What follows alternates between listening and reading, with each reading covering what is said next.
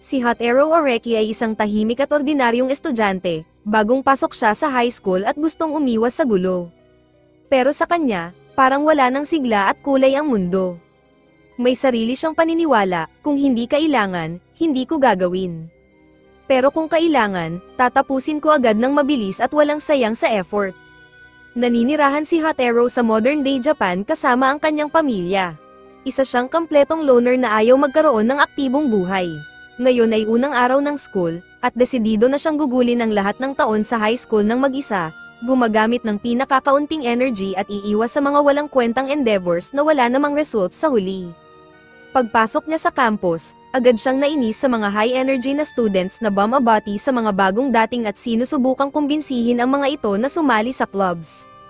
Diretso lang siyang naglakad, inilagay ang kanyang shoes sa locker, at tumuloy sa class kung saan nakita niya si Satoshi, ang best at only friend niya na kilala na siya halos buong buhay niya. Alam na ni Satoshi ang mga quirks ni Hotaru at ang kanyang philosophy, gawin lang ang pinakakaunting effort para makamit ang anumang bagay. Binati ni Satoshi si Hotaru sa bagong araw ng school na puno raw ng endless possibilities, pero wala ni bahagyang enthusiasm si Hotaru na ipinakita. Tinanong pa ni Satoshi kung bakit nandito pa siya, gayong siya ang tipo ng tao na agad umuuwi pagkatapos ng klase. Sa halip na sumagot, inabot ni Hotaru ang isang letter habang buntong hininga. Binuksan ito ni Satoshi at nabasa ang letter mula sa sister ni Hotaru, na nasa India. Nakikiusap ang kapatid ni Hotaru na sumali siya sa Classic Literature Club dahil wala raw gustong sumali rito. Taon-taon, kumukonti ang mga students na sumasali, at natatakot ang kapatid niya na baka tuluyan itong magsara. May special connection daw siya sa club at ipinakiusap niya kay Hotaru na sumali para maiwasan ang pagkamatay nito. Bagamat tamad si Hotaru, mahal niya ang kanyang sister kaya pumayag siyang sumunod sa request nito. Sinabi pa ng sister niya na hindi siya mahihirapan dahil walang ibang members ang club, ibig sabihin, solo niya ang buong classroom. Medyo natuwa si Hotaru sa ideya na hindi na siya kailangang makipag-usap sa iba. Nagpaalam siya kay Satoshi at pumunta sa staff room para kunin ang key ng silid. Pagdating niya sa classroom ng literature club, natuwa siya nang makita na malayo ito sa ibang bahagi ng school. Inilagay niya ang key sa lock at binuksan ang pinto. Ngunit sa kanyang pagkagulat, may nakita siyang babaeng may short black hair na nakatanaw sa window. Lumapit ito sa kanya at ipinakilala ang sarili bilang Ero. Sinabi pa ni Ero na kilala na niya si Hotaru dahil nakita niya ito sa orientation. Nagulat si Hotaru, dahil sa dami ng student sa orientation, ni hindi niya napansin na nandoon pala si Ero. Sinabi ni Ero kay Hotaru na sumali siya sa Classic Literature Club dahil sa personal reasons, at tinanong kung sumali rin ba siya. Mabilis na itinanggi ni Hotaru, sinabing hindi siya sasali. Ngayon na may miyembro na ang club, mabubuhay ito at hindi na niya kailangang sumali sa kahit anong clubs. Tumalikod siya at nagsimulang maglakad palayo, sinabihan si Ero na i-lock ang pinto kapag aalis na ito. Ngunit sinabi ni Ero na hindi niya kayang i-lock ang pinto. Naguluhan si Hotaru at tinanong kung bakit, sumagot si Ero na wala siyang susi. Inilabas ni Hotaru ang mga keys mula sa kanyang bulsa at iniabot sa kanya, saka tinanong, kung wala kang keys, paano mo nagawang malak ang sarili mo sa loob? Nagulat si Ero at tinanong kung nakalak nga ba ang pinto. Doon napagtanto ni Hotaru na hindi alam ni Ero na nakakulong siya. Naging curious si Ero at gustong malaman kung paano nilak ang pinto kahit wala siyang susi. Biglang dumating si Satoshi para kumustahin si Hotaru, at agad na nahatak siya sa misteryo.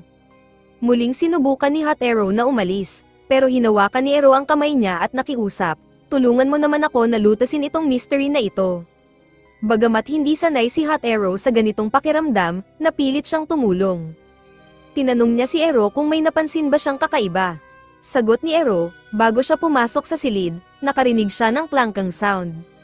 Nang pakinggan nilang mabuti, narinig din nila ang clinking noises sa labas. Lumabas sila at nakita ang janitor na isinasara ang mga classrooms na walang laman gamit ang master key. Nalaman nilang inakala ng janitor na walang tao sa silid dahil malayo ito sa iba pang rooms, kaya't sinarado niya ito nang hindi napapansing nasa loob si Ero. Natuwa si Ero nang malaman ang katotohanan, at sabay-sabay silang pumunta sa lockers nila. Tinanong ni Ero si Satoshi kung gusto nitong sumali sa club. Kahit na marami na siyang ibang clubs, pumayag siyang sumali. Sinubukan ni Hotaru na pigilan siya, Pero hinawakan muli ni Ero ang kamay ni Hot Arrow at nakiusap na sumali rin siya. Sa huli, muling natunaw si Hot Arrow sa touch ni Ero at iniabot ang kanyang application card. Opisyal na ginagawang miyembro si Ero ng Classic Literature Club. Kinabukasan, bumalik si Hot Arrow sa school at pagkatapos ng klase, napilitan siyang magpaiwan para magsulat ng essay na ibinigay sa kanila bilang homework. Tinukso siya ni Satoshi dahil hindi raw niya natapos ang homework sa tamang oras. Sagot naman ni Hot Arrow, nakalimutan ko lang dalhin. Tawa ng tawa si Satoshi at nagsimulang ikwento ang tungkol sa bagong misteryo sa school. Ayon kay Satoshi, kaninang umaga, habang umaakyat ang isang babae mula sa grounds kahit umuulan, narinig niya ang magandang melody ng classical music na tumutugtog mula sa music room, kahit madilim ang loob nito. Naging curious ang babae at binuksan ang pinto, pero nabigla siya nang makitang walang tao sa piano at tila walang tao sa silid. Gayunpaman, patuloy pa rin ang pagtugtog ng melody.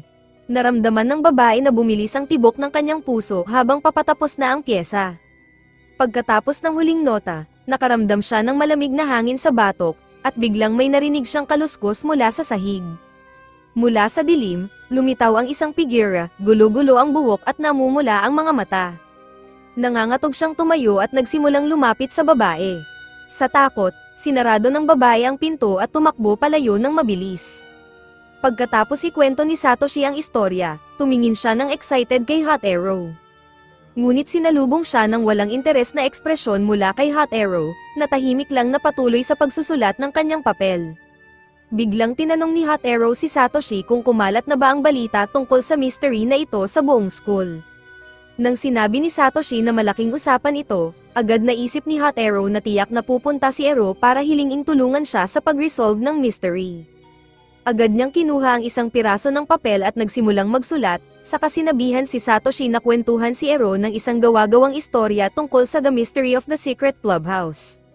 Pagdating ni Ero, sakto sa timing, pumasok siya sa room at dumiretso sa mesa nila. Tinanong niya agad kung narinig na nila ang tungkol sa music room mystery. Ngunit mabilis siyang sinabihan ni Hot Arrow na kinukwentuhan siya ni Satoshi tungkol sa isang mas sikat na mystery sa school. Kaagad nahok si Ero, at nagsimula si Satoshi na mag-imbento ng isang kwento tungkol sa Spider Club, isang ghost club na walang nakakaalam kung sino ang miyembro o paano sila pinipili. Sinasabi na palagi silang naglalagay ng notice sa notice board, pero iilan lang ang nakakakita nito bawat taon. Lalo itong naging interesting para kay Ero, at agad siyang nagtanong kung tutulungan ba nila siyang hanapin ito. Natapos ni Hot Arrow ang kanyang essay sa puntong iyon at sinabing oo, tutulungan nila siya. Pumunta silang tatlo sa notice board sa floor nila at sinimulang maghanap, pero wala silang makita. Sa huli, nagmungkahi si Hot Arrow na baka dapat nilang tingnan ang main notice board sa ground floor, at pumayag naman ang lahat na magandang ideya iyon. Pagdating nila sa ground floor, namangha sila sa dami ng posters mula sa iba't ibang clubs na nakapaskil doon. Parang war zone ang notice board dahil lahat ng clubs ay gustong mag-display doon para makakuha ng atensyon. Nagsimula silang maghanap ng mabuti, binusisi ang halos bawat poster, pero nawawalan na sila ng pag-asa. Biglang itinuro ni Hot Arrow ang isang bagay at sinabing nakita na niya ito, isang maliit na notice para sa Spider Club na nasa ilalim ng isa sa mga posters. Pinakita niya ito kay Ero, pero tila hindi siya ganoong ka-impressed sa nakita. Sinabi ni Ero kay Hot Arrow na pakiramdam niya, hindi talaga isang tunay na mystery ang tungkol sa Spider Club dahil maraming loopholes ito. Napansin nilang gumagabi na, kaya nagpasya silang maghiwa-hiwalay. Magkasamang naglakad sina Satoshi at Hot Arrow pauwi nang tanungin ni Satoshi kung bakit niya ginawa ang kwento tungkol sa Spider Club at lumikha pa ng fake poster, saka itinago ito sa ilalim ng ibang notice habang walang nakatingin. Tinitigan ni Hot Arrow si Satoshi at sinabing ayaw lang talaga niyang pumunta sa music room dahil nasa kabilang bahagi ito ng hallway at hindi ito sakto sa daraanan niya palabas ng school. Namangha si Satoshi at natawa ng malakas, tinanong niya si Hot Arrow kung alam ba niya ang mystery ng music room. Sinabi ni Hot Arrow na halos palaging may estudyante sa music room, karamihan ay sobrang passionate sa music. Ang pianist doon ay may kakaibang ugali, natutulog siya sa loob ng silid dahil ayaw niyang masayang ang oras. Ikinukulong niya ang sarili sa loob, sinasara ang mga bintana, at nagpa-play ng classical music gamit ang tape recorder. Ginagawa niya ito bilang alarm dahil kapag natapos na ang music, madyay gising siya. Kaya pala nang buksan ng estudyante ang pinto, wala siyang nakita sa piano, pero patuloy ang pagtugtog ng music. Nang matapos ang tugtog, nagising ang pianist na halatang puyat, namumula ang mga mata. Dahil sa takot ng estudyante, tumakbo ito palabas ng room. Muling namangha si Satoshi at sinabing susubukin talaga ang energy conserving ways ni Hot Arrow dahil mukhang si Ero lang ang makakapilit sa kanya na mag-effort. Nagpaalam silang dalawa at umuwi na para makapagpahinga ng maayos. Makalipas ang isang buwan mula nang mangyari ang insidente, tila nasanay na si Hot Arrow sa bago niyang routine. Karamihan ng oras, ayos lang naman sa kanya ang lahat dahil kailangan lang niyang dumaan sa club pagkatapos ng klase at magbasa ng libro, isang bagay na hindi naman niya alintana. Pinakagusto ni Hot Arrow ang mga oras kung saan tahimik lang si Ero at nagbabasa ng libro, katulad niya. Pero may bagong cute na habit si Ero, tuwing nauupo siya para magbasa, lagi siyang binibigyan nito ng homemade sweets. Isang araw, habang nagbabasa si Hot Arrow at umiinom ng tea sa club room, bigla siyang nagulat nang tumayo si Ero at sinabi, "Hindi ganito dapat ang isang club." Tumingin si Hot Arrow sa kanya at sinabing umupo na lang at huwag nang mag-aksaya ng energy sa mga walang kwentang bagay. Pero nagreklamo si Ero na masyadong monotonous ang kanilang club at wala man lang silang ginagawa para masaya. Sinagot siya ni Hot Arrow, "Literature club tayo, hindi sports club na kailangan pang mag-activity." Ngunit matigas ang loob ni Ero at sinabi niyang kailangan nilang magsimula ng paghahanda para sa school festival. Tumanggi si Hot Arrow at sinabing wala siyang interes na gawin ang kahit ano para sa festival. Ngunit matapang na sinabi ni Ero, "Hindi ako papayag na wala tayong gagawin para sa school festival." Napabuntong hininga si Hot Arrow at sinabi, "Magbubukas din tayo ng mga walang kwentang stalls, katulad ng ibang clubs." Pero tumanggi si Ero, ipinaliwanag niyang may rich history ang literature club at taon-taon, gumagawa sila ng anthology para sa festival.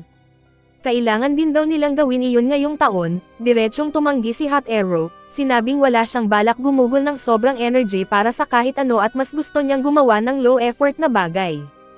Patuloy siyang kinukulit ni Ero hanggang sa tanungin nito, "Mas mababa bang effort ang gumawa ng anthology kaysa makipagtiis sa pangungulit ko araw-araw?" Sa huli, sumuko si Hot Arrow at pumayag na gawin ang anthology. Tinanong niya si Ero kung may idea ba siya kung paano gawin ito. Sumagot si Ero, "Wala." Nainis si Hot Arrow at tinanong, "Paano natin gagawin to kung wala kang idea kung paano magsulat ng anthology?" Sinabi ni Ero na maghahanap sila ng kopya mula sa mga nakaraang taon at doon nila pag-aaralan kung paano ito gagawin. Muling nainis si Hot Arrow sa dagdag na trabaho, pero wala siyang magawa dahil determinado si Ero na ituloy ito. Sinimulan nilang maghanap sa buong club room ng mga lumang kopya ng anthology, pero wala silang nakita. Naupo na lang si Hot Arrow sa desk, pero sinabi ni Ero na hindi pa sila tapos. Hinayla niya si Hot Arrow palabas para pumunta sa library dahil sigurado raw siyang may mga kopya doon. Pagdating sa library, nakita nila ang isang short-haired girl na nakaupo sa counter, si Ibarra. Nang makita si Hot Arrow, agad itong sumimangot at sinabing, "Kung may masamang balak ka, umalis ka na." Pero nagbato ng witty retort si Hot Arrow, lalo pang ikinainis ni Ibarra. Biglang dumating si Satoshi sa library, at agad nagbago ang mood ni Ibarra. Nagulat si Ero sa biglaang pagbabago, pero pinaliwanag ni Hot Arrow, si Ibarra, may gusto kay Satoshi noong nasa middle school pa kami at magkasama silang nag-aaral.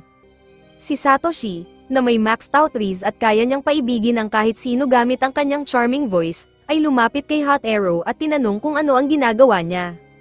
Sumagot si Hot Arrow na para itong hostage situation dahil ang numbskull na si Ero ay hinayla siya mula sa upuan kung saan komportable na sana siyang nakalapat para hindi na gumalaw. Tumawa si Satoshi at ipinakilala sina Ero at Ibarra sa isa't isa. Walang paligoy-ligoy na tinanong ni Ero si Ibarra kung nakita na ba nito ang anthology ng Literature Club mula sa nakaraang taon. Ngumisi si Ibarra kay Hot Arrow at tinanong kung paano siya, isang loser, napasali sa club, pero parang isang tunay na sigma, sinabihan lang siya ni Hot Arrow, "Shut your trap." Sumagot si Ibarra na wala siyang idea tungkol sa anthologies at hindi pa niya ito nakikita sa library, pero iniisip niyang baka nasa stock ito.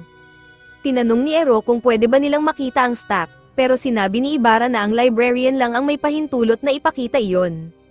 Napaikan na si Hot Arrow at, parang isang Chad, bigla na lang siyang naglakad palabas ng pinto, pero agad siyang hinarang ni Ero, na tila sinumpa ang sarili na gawing impyerno ang buhay ni Hot Arrow, at sinabi niyang maghihintay sila sa librarian. Habang nagtatalo sila, sumingit si Satoshi at tinanong si Ibara tungkol sa mystery na binanggit nito kanina. Napaisip si Hot Arrow na parang wala nang katapusan ang araw na ito. Sinimulan ni Ibara ang kanyang kwento, na agad namang nagpakuryoso kay Ero. Ilang linggo na niyang napapansin na tuwing Friday, may humihiram ng isang libro tuwing lunch break at agad itong isinusoli bago matapos ang araw, kahit pwede naman itong hiramin ng isang linggo. Excited na tinanong ni Ero kung pwede ba niyang makita ang libro, at kinuha ito ni Ibara, isang magandang hardcover, leather-bound book tungkol sa history ng school. Nagkomento si Ero na maganda ang libro, at sumang-ayon naman ang lahat. Samantala, sinubukan ni Hot Arrow na huwag pansinin ang lahat at nagbasa na lang ng sarili niyang libro, dahil ang gusto lang niya ay makuha ang anthology at makauwi. Pero ayaw siyang tantanan ni Ero, na patuloy na inilalagay ang libro sa harapan ng kanyang mukha, kaya tinititigan niya ito na parang gusto na niya itong sampilin. Tinitigan ni Hot Arrow ang libro at sinabi na baka hindi naman ito malaking bagay at may ilang estudyante lang na walang ginagawa kaya binabasa ito tuwing break. Pero sinabi ni Ibara na tingnan nila kung sino-sino ang mga nanghihiram ng libro, at doon nila natuklasan na iba't ibang tao ang humihiram nito kada linggo. Nakakapagtaka ito dahil bakit magkaibang mga estudyante ang paulit-ulit na humihiram ng parehong libro tuwing lunch break at ibinabalik din sa parehong araw. Naging intriguing ang misteryo at kahit si Hot Arrow ay naguluhan. Subalit, wala siyang interes na gumugol ng energy sa ganitong bagay at sinubukang umiwas. Gayunpaman, patuloy siyang kinulit ni Ero, paulit-ulit na inilalagay ang libro sa harapan niya. Sa huli, sinaway sila ni Ibara na huwag maging maingay sa library, kaya't napatahimik silang lahat. Akala ni Hot Arrow ay titigil na si Ero, pero tila determinado itong pilitin siyang tulungan sa misteryo.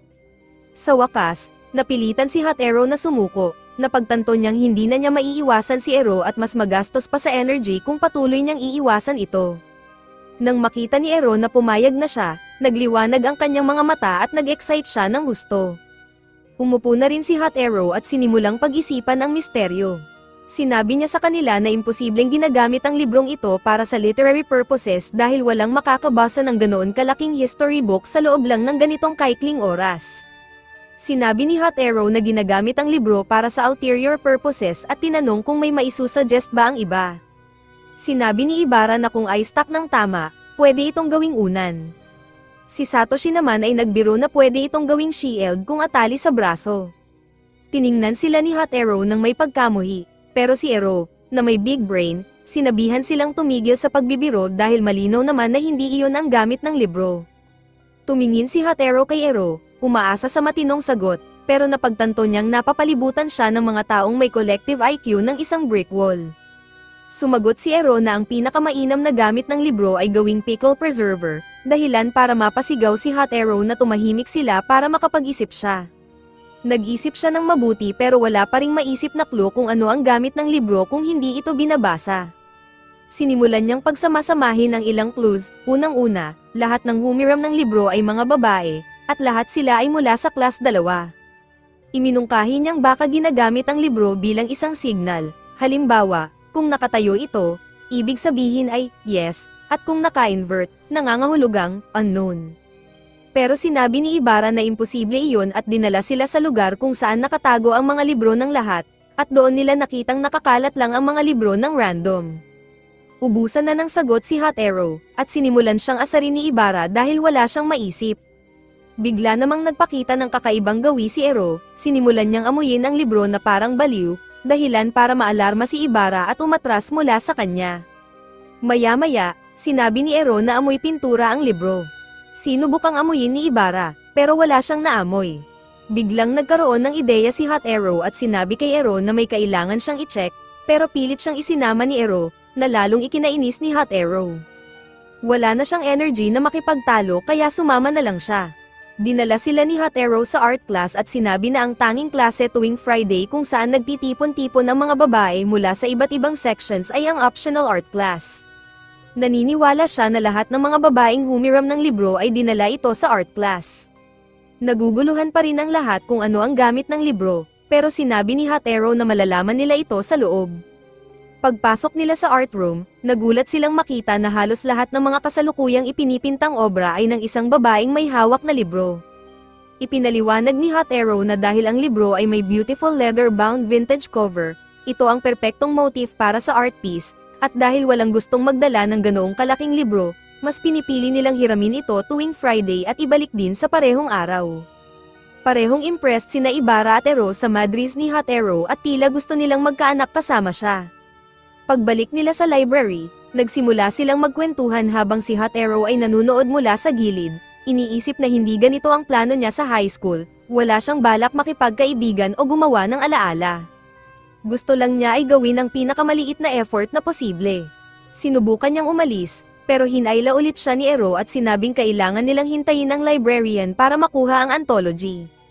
Sa wakas, dumating ang librarian, at ipinakilala ni Satoshi ang sarili at ang iba, sabay tanong kung nakita na ba niya ang anthology ng Literature Club. Malungkot ang sagot ng librarian, wala raw ito sa stacks, kaya kailangan pa nilang hanapin sa ibang lugar. Bagamat nadismaya ang lahat, masiglang sinabi ni Satoshi na mahahanap din nila ito. Sa araw na iyon, umuwi silang lahat. Kinabukasan, Sunday, nagising si Hot Arrow sa tawag ni Ero. Naiinis siyang tinanong kung ano ang mahalagang bagay na hindi pwedeng hintayin, pero nagsorry si Ero at sinabing gusto niyang makipagkita ngayon. Sinubukan ni Hot Arrow na umiwas, pero nakiusap si Ero hanggang sa hindi na siya makatanggi. Hapon na nang dumating si Hot Arrow sa isang kafe, umiinom ng kape habang hinihintay si Ero na, tulad ng dati, late. Nang dumating si Ero suot ang magandang dress, umupo siya at sinimulang paglaruan ang cream sa tasa ni Hot Arrow. Tinanong ni Hot Arrow kung ano ang gusto nitong pag-usapan, pero parang umiiwas si Ero sa paksa, dahilan para tumayo siya at sabihing aalis na kung hindi magsasalita si Ero. Agad siyang pinigilan ni Ero at sinabing kinakabahan siya.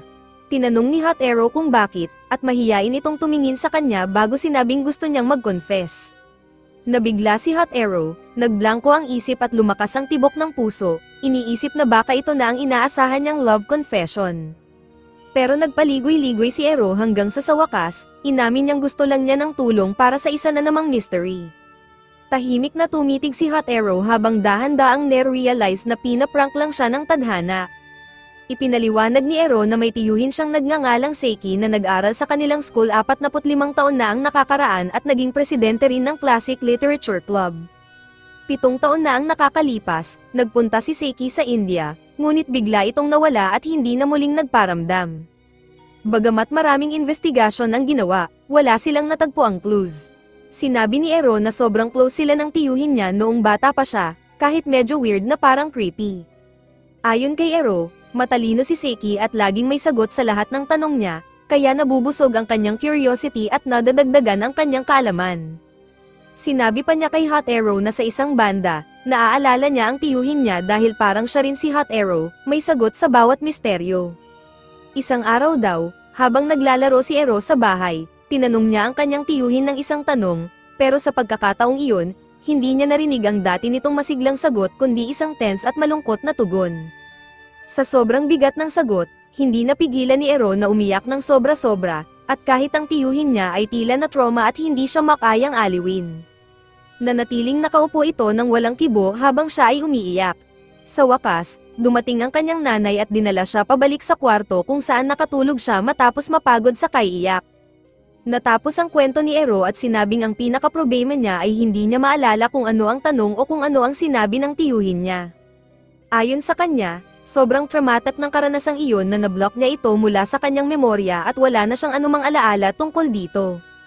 Tinitingnan ni Ero si Hot Arrow at nagsimulang magmakaawa na tulungan siya, pero bago pa man niya matapos ang kanyang pangungusap, agad siyang tumanggi. Alam ni Hot Arrow na mahalagang bahagi ito ng pagkabata ni Ero at may malaking posibilidad na mabago ang pananaw nito sa buhay kapag naalala niya kung ano talaga ang sinabi ng tiyuhin niya. Ayaw niyang akuin ang responsibilidad para sa emosyonal na kalagayan ng isang tao, lalo na kung ito ay maaaring magdulot ng pagbabago sa buong pagkatao nito. Sinabi niya kay Ero na pwede naman siyang magtanong sa iba at mas marami naman siyang kaibigang maaaring tulungan siya. Ngunit tumingin si Ero sa kanya, puno ng lungkot ang mga mata, at sinabing sinubukan na niyang alamin ito sa sarili niya. Pumunta siya sa staff room at tinanong ang bawat guro tungkol sa tiyuhin niya, pero wala ni isa ang sapat na tagal sa paaralan para makilala ito. Idinagdag pa niya na hindi siya ang tipo ng tao na basta na lang magsasalita tungkol sa kanyang nakaraan dahil sensitibo siya sa mga bagay na iyon at ayaw niyang malaman ng iba. Tanging si Hot Arrow lang ang tinanong niya dahil naniniwala siyang may pagkakahawig ito sa kanyang tiyuhin at nag-iisip din ito tulad nito. Sinabi ni Hot Arrow na may 3 taon pa siya sa high school, sapat na panahon para maalala ito ng kusa, pero sumagot si Arrow na gusto niyang maalala ang sinabi ng tiyuhin niya bago ang funeral nito. 7 taon nang walang balita tungkol sa kanyang tiyuhin, at ngayon, itinuturing na itong patay kaya magkakaroon na ng libing. Gusto niyang malaman kung ano ang sinabi nito noon upang maipaalam sa kanya sa huling pamamaalam. Iniyuko ni Arrow ang kanyang ulo, pilit na pinipigilan ang mga luha. Tinitigan siya ni Hot Arrow at naisip na para siyang batang naghahalongkat sa buhangin para hanapin ang nawawalang laruan.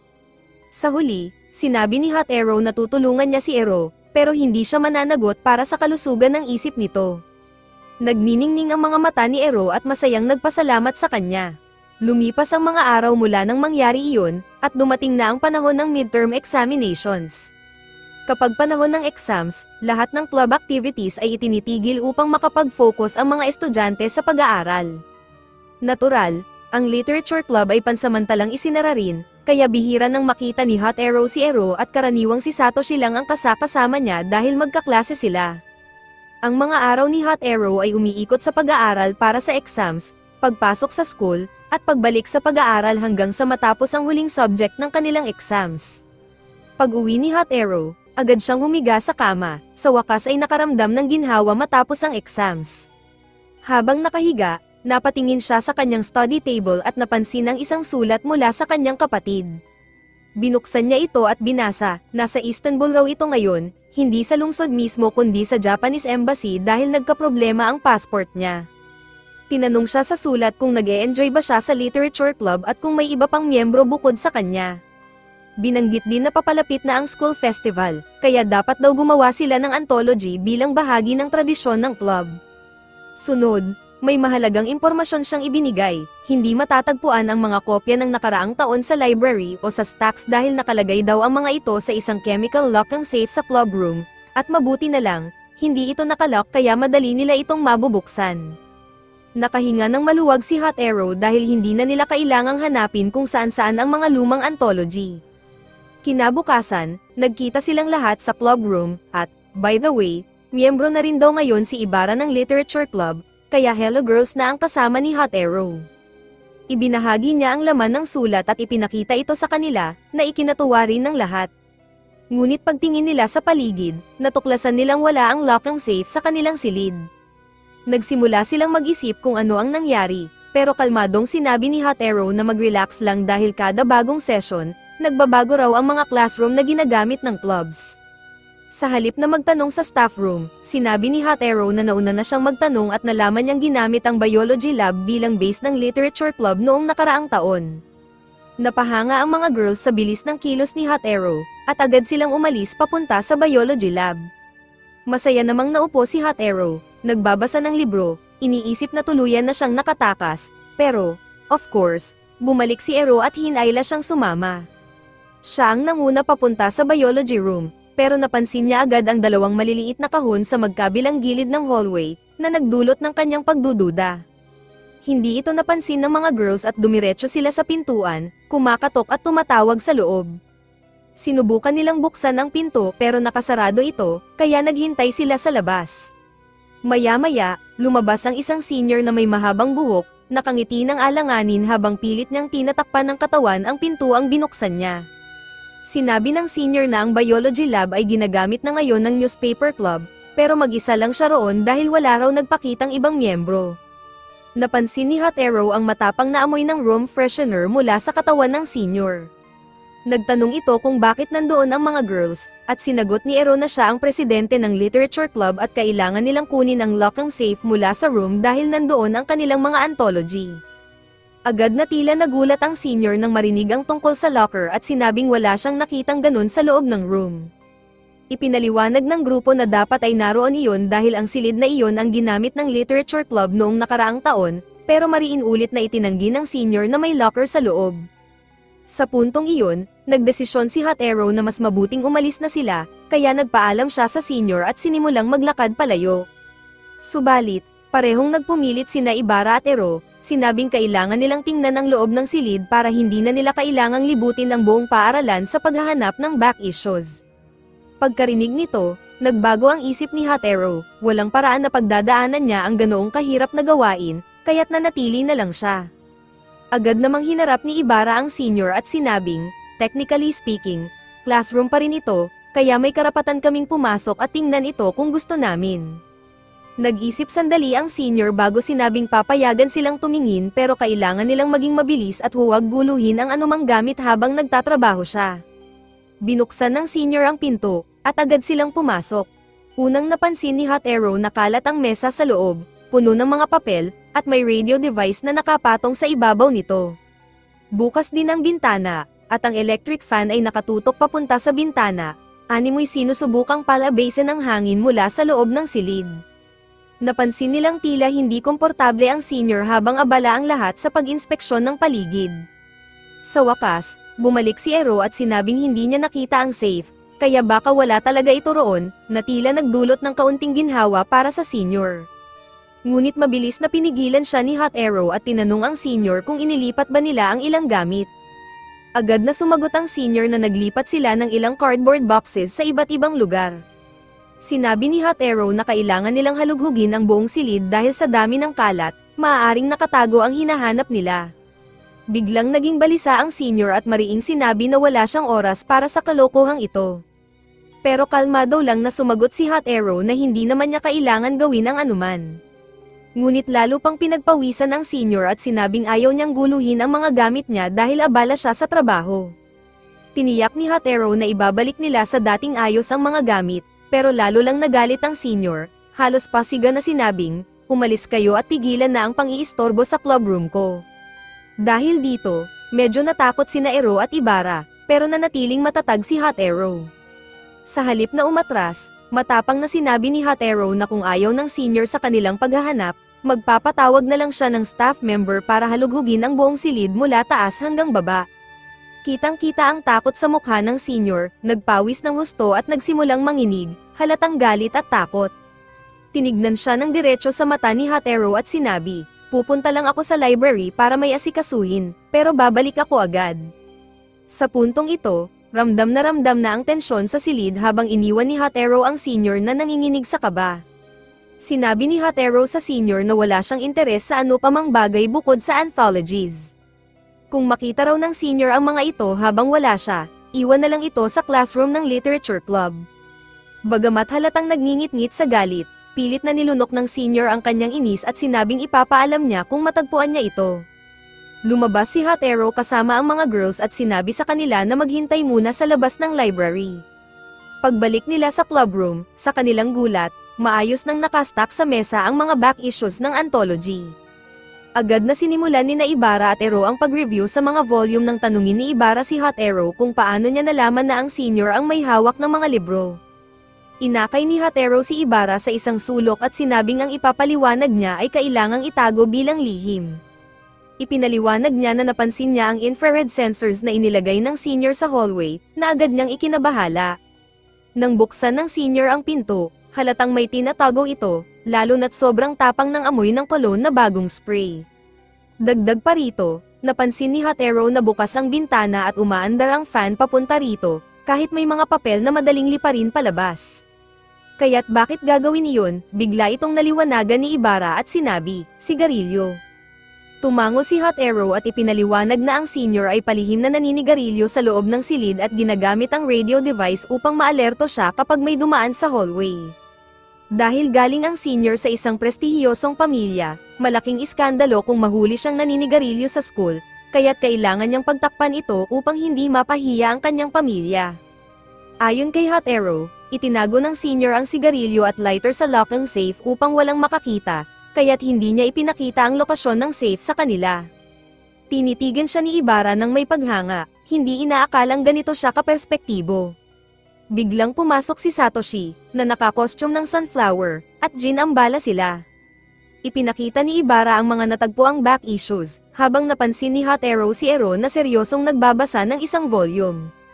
Hinayla siya ni Ero sa isang tabi at ipinakita ang isang issue na pinamagatang Hookah.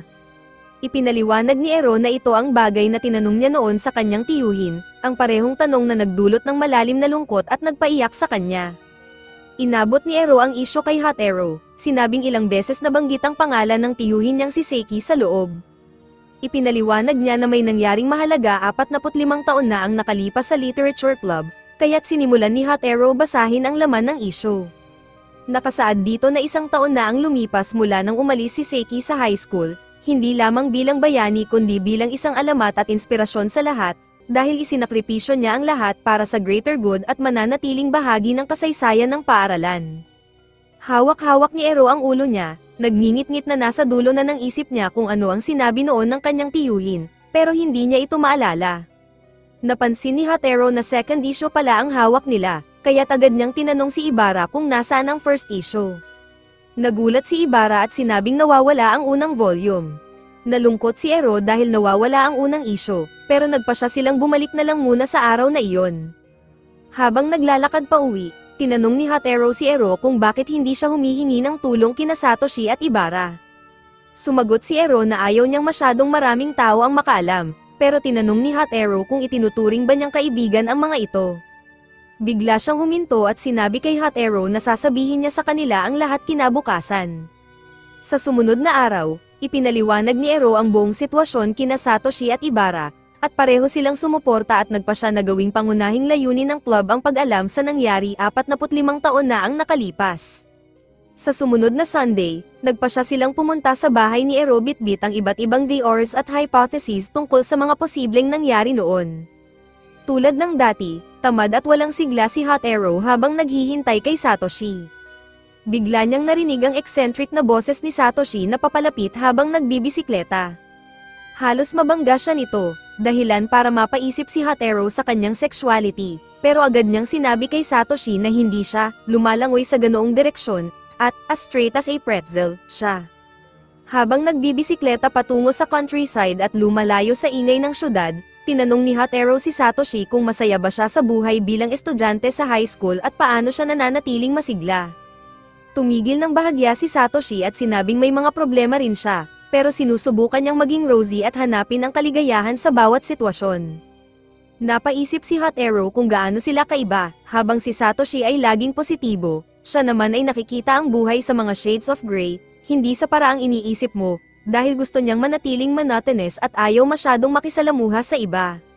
Matapos ang mahabang pagpedal, narating nila ang bahay ni Ero, na malaki, hindi lang sapat para sa insecurities ni Hot Ero, pero hindi sapat para sakupin ang pagmamahal niya para sa inyong mga nakasubscribe sa channel.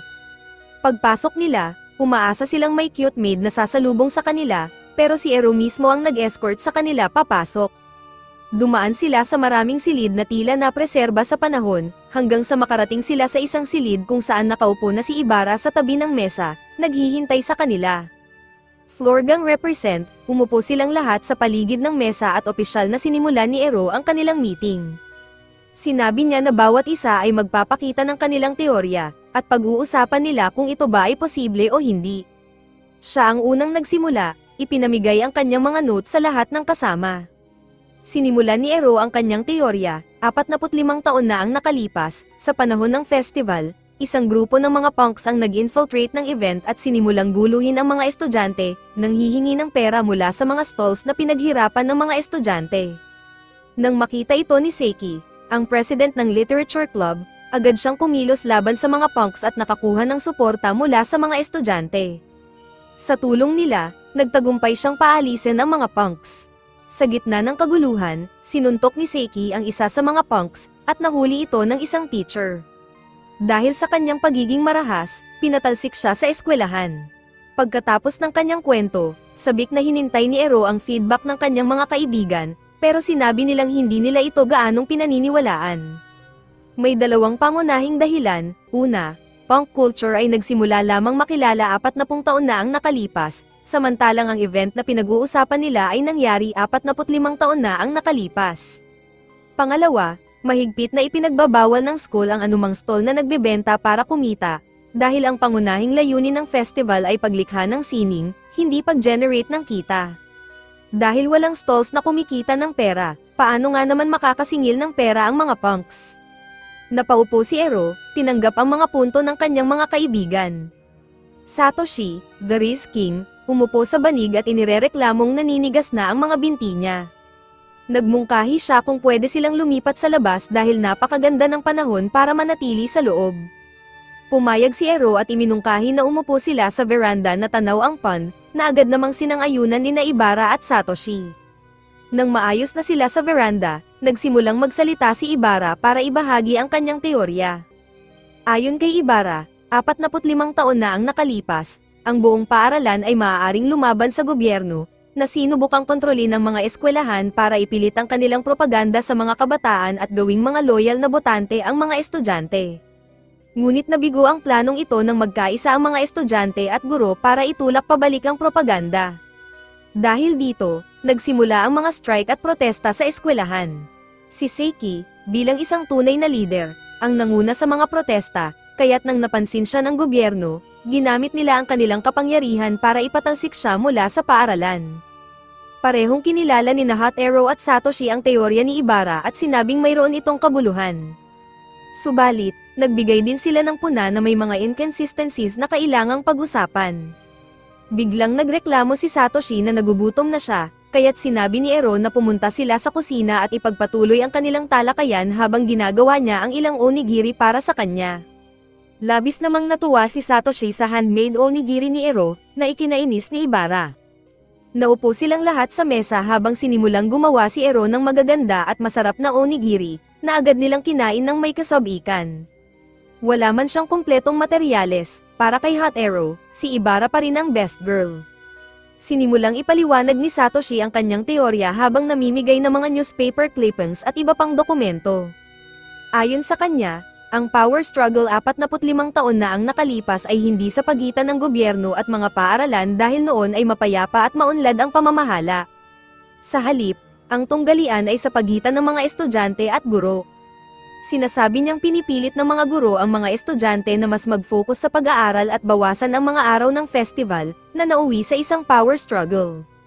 Ayon sa kanyang teorya, si Seiki ang nanguna sa paglaban sa mga guro, at sa gitna ng kaguluhan, nasuntok niya ang isang guro, na nagresulta sa kanyang pagkatanggol sa paaralan.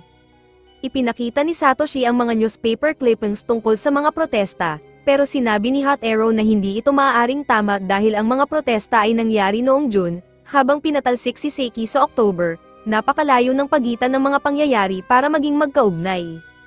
Umupo si Satoshi, inaming wala na siyang ibang maisip na ideya. Ngayon, nakatingin ang lahat kay Hot Arrow, na biglang naging self-conscious dahil wala naman siyang bagong isinulat, lahat ng kanyang mga ideya ay nabanggit na ng iba. Nagsimula silang mag-pressure sa kanya, kaya tumayo siya at nagtanong ng direksyon papunta sa banyo. Itinuro ni Ero ang daan, at agad na naglakad si Hot Arrow palayo. Sa daan, nadaanan niya ang kwarto ni Ero at napasilip sa loob. Nakita niyang nagtrabaho ng husto si Ero, nag-ipon ng maraming teorya at tala, na nagparamdam ng guilt kay Hot Arrow dahil sa kanyang kakulangan ng effort. Pumasok siya sa banyo, nagdesisyong simulan ng seryosohin ang pag-iisip ng teorya na posibleng makapagbigay linaw sa misteryo. Pagkatapos ng ilang minuto, may naisip siyang teorya. Bumalik siya sa kusina, naupo, at sinabing may napagtanto siya.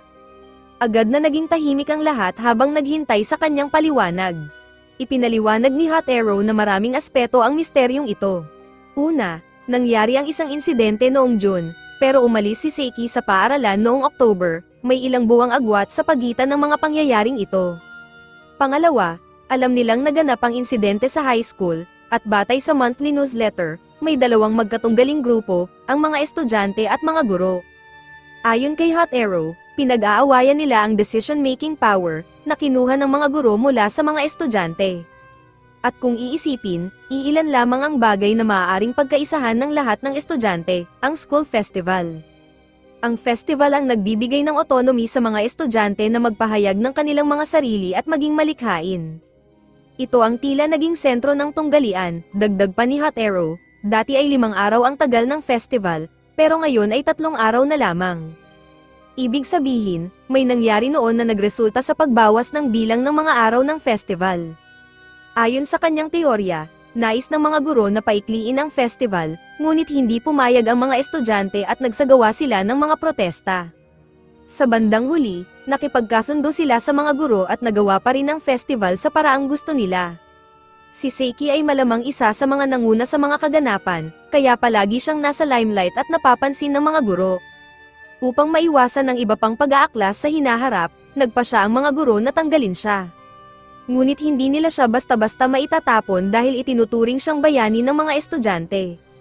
Kung agad nila siyang pinaalis, malamang na nagdulot ito ng kaguluhan at discourse sa paaralan. Kaya't naghintay ang mga guro ng ilang buwan, hinayaang hamupa ang mga bagay, at nang kalmado na ang lahat, pinatalsik nila siya para sa mga hindi kaugnay na dahilan. Umalis si Seiki na parang bayani, at iyon marahil ang dahilan kung bakit siya tinawag na isang legend sa ikalawang isyu ng anthology. Natapos na si Hatero sa kanyang paliwanag, at ang lahat ay napahanga sa kanyang deduction.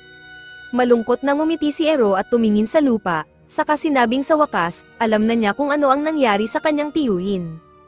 Pati sina Ibara at Satoshi ay sumang-ayon, sinasabing mukhang wala ng butas ang kwento ni Hatero. Gayunpaman, tila hindi pa rin ganap na kontento si Ero. Tinanong niya, kung umalis siya ng buong dangal bilang isang alamat, bakit ako umiyak nang sinabi niya iyon sa akin noong bata pa ako? Walang sagot si Hatero sa tanong na iyon, at agad na umiling si Ero, nagpasalamat sa kanya sa pagtulong at sinabing sa wakas ay nasolusyonan na ang misteryo. Nag-ayos na sila upang umalis, at iniabot ni Ero ang kanyang payong kay Hatero dahil nagsimula ng umulan. Siyempre, si Satoshi, ang Rice King, ay laging handa at may dalang sariling raincoat. Nagpaalam sila at umalis sa bahay ni Ero, habang naglalakad pa uwi, sinimulan ni Satoshi ang usapan, napansin niyang pagkatapos ng mahabang panahon, mukhang naging invested si Hatero sa isang bagay at naglagay ng tunay na effort. Hindi sumagot si Hatero, pero tinanong siya ni Satoshi, ginagawa mo ba ito dahil gusto mo si Ero? Tinitigan siya ni Hatero at sumagot, wala namang ganon. Pagod na lang akong mamuhay sa gray na buhay, at gusto ko nang magkaroon ng kaunting kulay. Ipinaliwanag niya na tuwing kasama niya si Ero, Ibara, at Satoshi, nakakaramdam siya ng pagiging restless, gusto niyang gawin din ang isang bagay, marahil dahil naiinggit siya sa rosy na buhay nila kumpara sa kanya. Wala nang nasabi si Satoshi, at tahimik silang sumakay sa kanilang mga bisikleta at nagsimulang magpidal pa uwi. Pagdating sa bahay, malalim ang iniisip ni Hatero tungkol sa mga pag-uusap niya kanina. Naaalala niya ang unang pagkakataong nakita niya si Ero at ang oras na ginugol niya kasama ito. Napagtanto niya na noong mga sandaling iyon, hindi na kulay abo ang mundo niya, unti-unting nagkaroon ng kulay at nagbigay init at saya sa paligid niya. Napaisip siya kung ganoon din kaya ang naramdaman ni Seiki noon.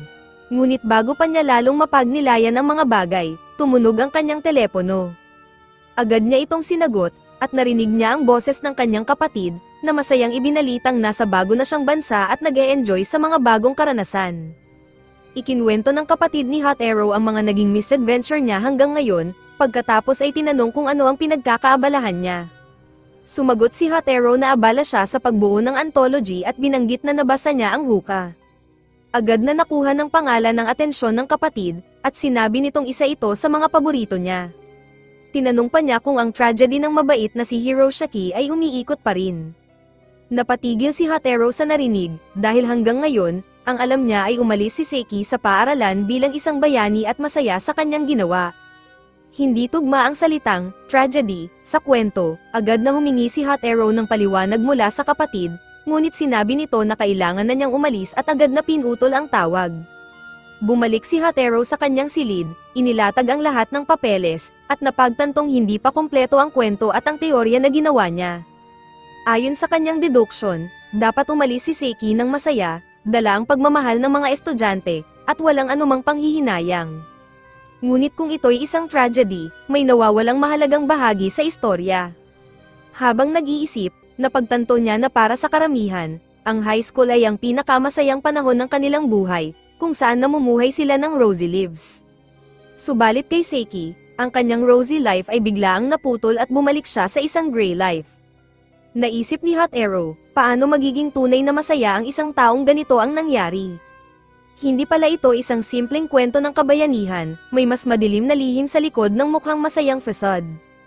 Kinabukasan, tinawag ni Hot Arrow sina Ibarra, Ero, at Satoshi para sa isang meeting sa club room. Pagdating niya, nakaupo na ang tatlo, tinanong ni Ibarra kung bakit sila pinatawag, at sinabi ni Hot Arrow na may bahagi ng kwento na hindi pa nila natutuklasan, isang bahagi na nababalot pa rin ng misteryo. Napatingin si Ero sa kanya, nagniningning ang mga mata, at sinabing pakiramdam niya rin ay may nawawalang piraso sa istorya. Sinigurado ni Hot Arrow sa kanya na sa araw na ito, pupunan nila ang mga puwang at sa wakas ay malalaman na ang buong kwento. Tinanong ni Ibarra kung ano ang mga gaps na tinutukoy niya, at si Satoshi naman ay nagtanong kung mali ba ang kanyang teorya. Sagot ni Hot Arrow, hindi mali ang teorya, pero may mga nuances na nagpaliko rito sa maling direksyon.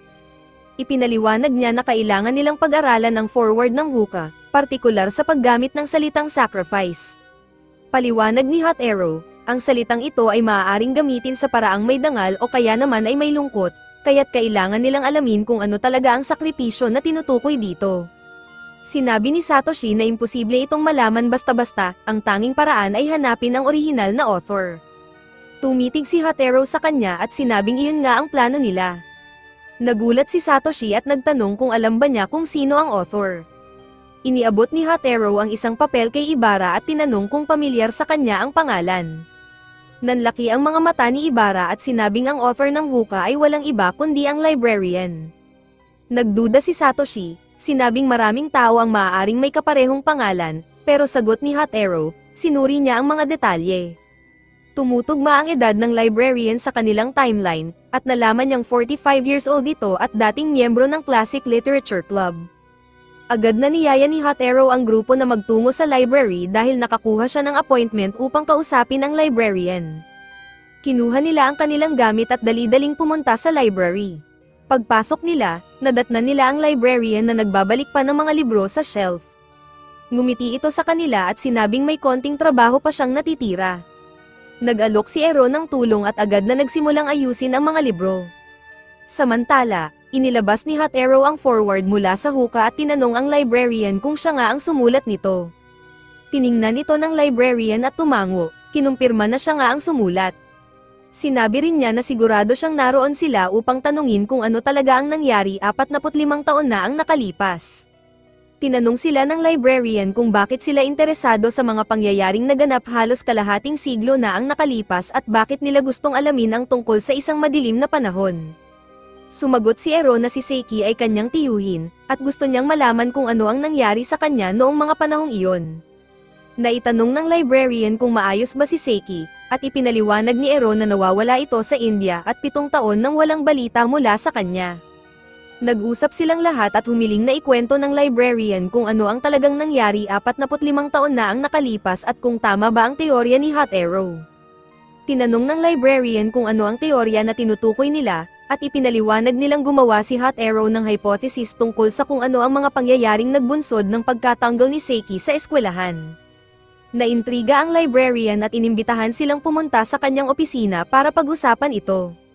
Pag-upo nila, kinuha ng librarian ang mga notes ni Hot Arrow at maingat itong binasa. Nagulat siya at tinanong kung ginawa ni Hot Arrow ang buong teorya batay lamang sa anthology, dahil tila naroon siya mismo sa mga pangyayari, borderline perfect ang kanyang deduction. Ngunit sinabi ni Hot Arrow na pakiramdam niya ay may kulang pa rin sa kanyang teorya. Nais niyang malaman kung si Seiki ba ang kusang tumanggap ng pagkatanggol sa paaralan bilang sakripisyo para sa mga estudyante, o kung may mas malalim na dahilan sa likod nito.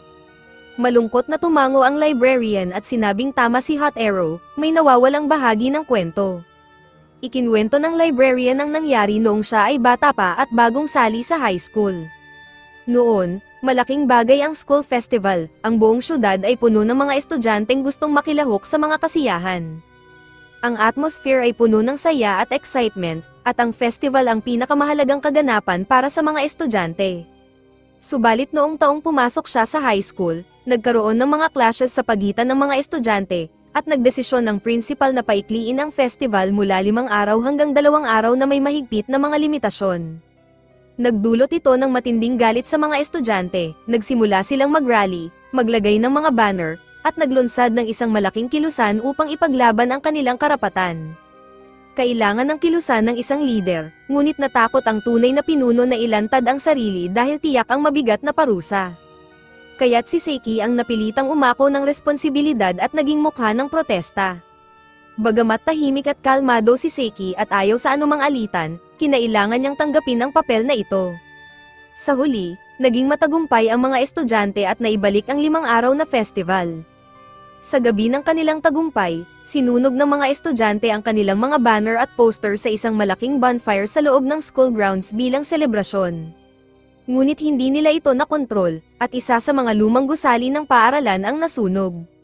Inabot ng buong gabi bago tuluyang naapula ng mga bumbero ang apoy. Kinabukasan, nagpasya ang mga guro na kailangan nilang gawing halimbawa ang isang tao. Walang mas magandang target kundi si Seiki, na naging mukha ng kilusan.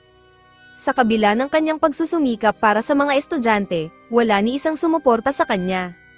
Tahimik lang nilang pinanood na si Seiki ay isakripisyo, isang sacrificial lamb, habang umiiyak ito at humihingi ng tulong, ngunit walang sino man ang tumugon. Natapos ang kwento ng librarian at tinanong sila kung may iba pa silang gustong malaman. Tumayo si Ero at tinanong ang tungkol sa pangalan ng second issue, ang Huka. Sinabi ng librarian na si Seiki mismo ang pumili ng pangalang iyon, ngunit hindi niya alam kung bakit iyon ang napili. Biglang napabuntong hininga si Hot Arrow, tumingin sa sahig, at tinanong sila kung paano nila hindi nakita ang kahulugan nito. Lahat sila ay napatingin sa kanya ng sabik, naghihintay na malaman kung ano talaga ang ibig sabihin ng Huka. Sinabi ni Hot Arrow na ang salitang Huka ay wala kundi isang silly wordplay. Nagulat ang lahat sa kanyang pahayag, pero dahan-daang nakuha ng librarian ang kahulugan nito. Pati sina Ibara at Satoshi ay napagtanto kung ano ang ibig sabihin, ngunit si Ero ay nanatili pa ring naguguluhan. Tinanong niya si Hot Arrow kung ano nga ba talaga ang ibig sabihin nito. Ipinaliwanag ito ni Hot Arrow sa malinaw na paraan at isinulat pa sa isang papel. Nang basahin ito ni Ero, agad na puno ng luha ang kanyang mga mata. Ipinaliwanag ni Hot Arrow na ang Huka, kapag direktang isinalin sa English, ay nangangahulugang ice cream. Pinangalanan ni Seiki ang isyu na Huka upang maitago ang tunay niyang damdamin tungkol sa nangyari. Ginawa niyang wordplay ang Huka sa ice cream, isang pahiwatig na gusto niyang isiga ang katotohanan. Hindi siya ang leader ng protesta, wala siyang kasalanan, at gusto niyang isiga ang galit niya sa mga estudyante na hindi tumulong sa kanya. Ipinaliwanag ni Ero na naaalala na niya ngayon kung bakit siya umiyak noon, sinabi sa kanya ng kanyang tiyuhin na minsan, kahit humingi ka ng tulong, tatalikuran ka ng mga kaibigan mo. Manunood lang sila habang nilalamon ka ng problema at ang tanging magagawa mo ay sumigaw. Ang takot na isipin na maaari siyang lumunin ng buhay, ang labis na nagpaluha sa kanya noon. Tinitigan niya si Hot Arrow at nagpasalamat sa kanya sa pagresolba sa misteryo dahil sa wakas, makakaya na niyang palayain ang kanyang tiyuhin at makamit ang kapayapaan. Kinabukasan, muling nagkita-kita sila sa club room, at ipinakita ni Ibara ang rough draft ng anthology na ginawa niya. Ipinasa niya ito kay Ero, na labis na natuwa at pagkatapos ay inabot ito kay Hot Arrow. Habang binabasa ni Hot Arrow ang draft, nagreklamo siya dahil sa kanya ipinasa ang pagsusulat ng pangunahing bahagi ng kwento. Ngumiti ng may kalokohan si Ibara at sinabing natural lang na siya ang magsulat dahil siya naman ang nakatuklas ng buong misteryo, kaya ito ang trophy niya. Tulad ng isang perfect waifu, sinabi ni Ero na siya na lang ang magsusulat para kay Hot Arrow kung ayaw niya itong gawin, at agad itong sinunggaban ni Hot Arrow. Pero pinigilan sila ni Ibara, sinabing dapat si Hot Arrow mismo ang magsulat. Bagamat naiinis, napilitan si Hot Arrow na pumayag at sinabihan siyang simulan na agad ang outline dahil wala na silang maraming oras. Tumugon si Hot Arrow na gagawin niya ito, mamaya, sa hapon ding iyon, nagdesisyong maglakad pa uwi ng magkasama sina Hot Arrow at Ero. Habang naglalakad, sinabi ni Ero na nagulat siya nang pumayag si Hot Arrow na isulat ang anthology article. Sagot ni Hot Arrow, hindi siya kusang pumayag, napilitan lang siya dahil hindi siya nakaiwas, kaya naisip niyang ialay na lang ito bilang tribute kay Seiki at sa trahedyang nangyari sa kanya. Bigla siyang lumingon kay Ero at tinanong kung bakit siya pumayag na humingi ng tulong kina Satoshi at Ibara, gayong dati ay ayaw niyang ibahagi ang kanyang kwento sa iba. Napatingin si Ero sa lupa at ipinaliwanag na sinabi lang niya ang kanyang nakaraan dahil ayaw niyang kalimutan kung gaano kahalaga ito sa kanya.